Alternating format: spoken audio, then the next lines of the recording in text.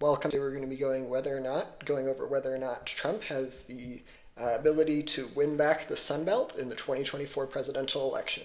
So we'll start out with the state of Arizona, and we'll take a look at some of the latest polls there. So latest polls, it is looking like it is probably going to be a Trump state on the presidential level, but most likely on the Senate level will go towards the Democratic candidate.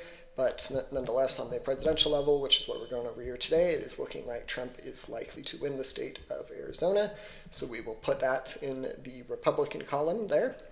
And next up, we will get to the state of Nevada. Nevada, I think, is probably going to be a similar story to Arizona.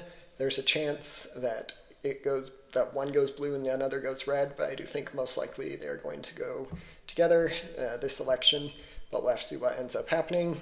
Then we'll go to the state of Georgia first, the last state in the Sunbelt. So in the Sunbelt, I do think that Trump is likely to do better this time than he did last time if the election were to be held today.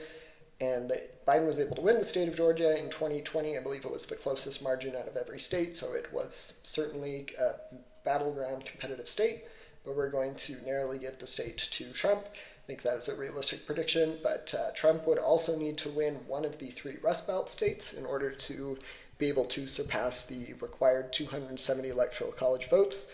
And I think that is a possibility here. Biden seems to be doing better in the Rust Belt than he's doing in the Sun Belt. Polls seem to indicate that.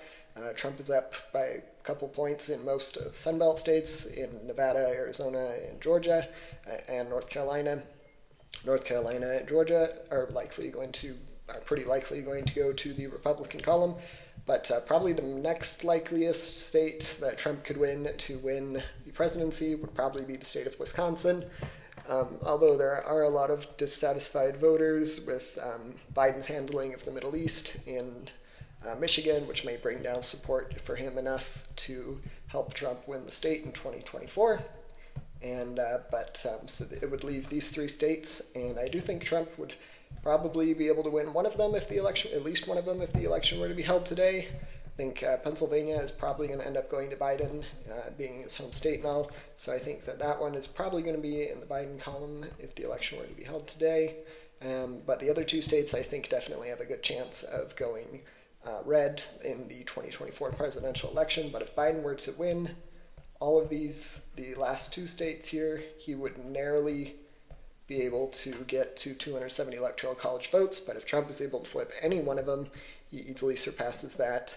So let's say Wisconsin gets to 278 to Biden's 260. So we'll have to see what ends up happening on election night and the days after, but it'll be certainly an exciting election. Feel free to let me know if you have any questions about my prediction, and don't forget to subscribe.